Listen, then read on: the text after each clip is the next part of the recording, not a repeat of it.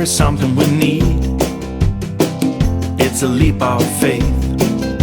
If you have the will and a moment to spare, it's a beautiful world out there. It's a beautiful world out there.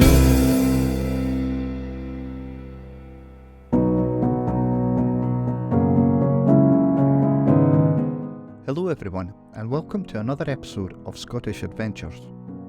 Today we are exploring the East Neuk of Fife, a picturesque region of fishing villages and coastal scenery. We are starting our walk at Kilmminning Coast Wildlife Reserve, a grassland and wetland area that is home to many rare plants and birds.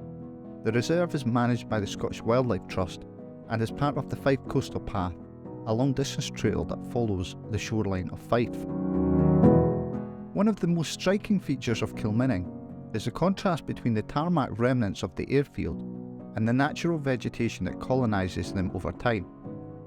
The tarmac provides a warm microclimate that attracts insects and reptiles, such as common lizards and slow worms.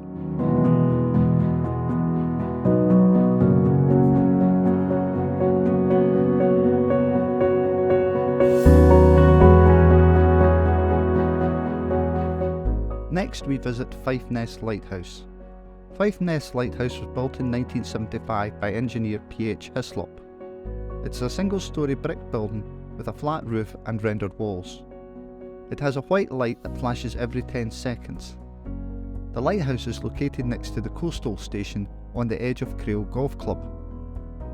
It replaced the last in a series of light vessels that guarded the North Carr Rocks, a dangerous reef that lies about 3 miles offshore. The first light vessel was stationed here in 1813, but it was wrecked by a storm in 1821. The second light vessel lasted until 1870, when it broke free from its moorings and drifted away. The third light vessel was launched in 1887, but it was damaged by storms several times. The fourth and final light vessel was placed here in 1933, but it proved too costly and difficult to maintain. It was decided that a permanent lighthouse on the rocks was impossible to build, so instead a new lighthouse was constructed on East Neuk, a headland that forms the most easterly point in Fife. The new lighthouse was an automated system that monitors the weather and sea conditions around North Carr Rocks, and transmits warnings to nearby vessels by radio. Next on our stop is Tide Mill. Tide Mill dates back to at least the 18th century, when it was part of the customs and trade activities of Crail Harbour. The tide mill is a very simple idea.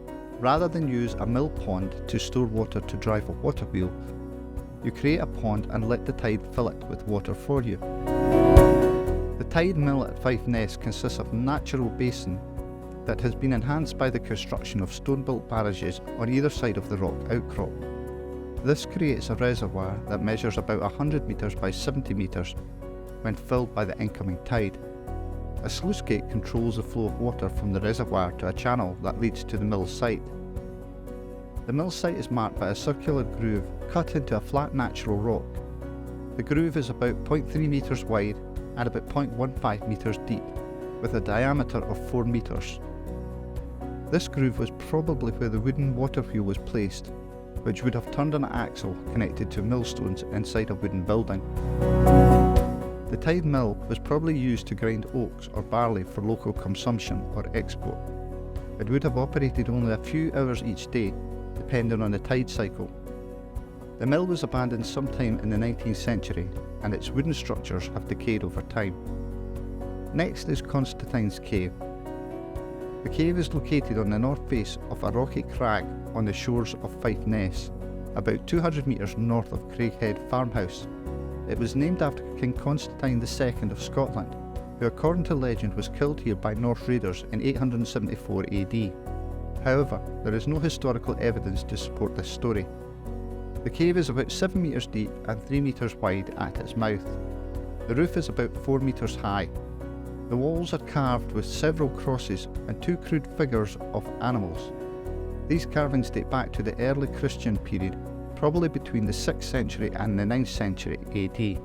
They suggest that the cave was used as a chapel or a hermitage by monks or pilgrims. The cave also contains occupation deposits dating from the Iron Age, probably the 2nd century. These include pottery fragments, animal bones, charcoal and metal objects. They indicate the cave was used as a temporary shelter or a workshop by local people or travellers. Lastly, we visit Balcomie Beach. Balcomie Beach is about 1 kilometre long and has soft golden sand. It is backed by grassy dunes and rocky cliffs. The beach faces northeast and has a gentle slope into the water.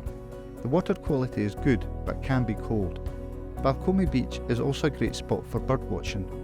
You can see many species of waders, gulls, terns and ducks on the shore or in the nearby pools and marshes.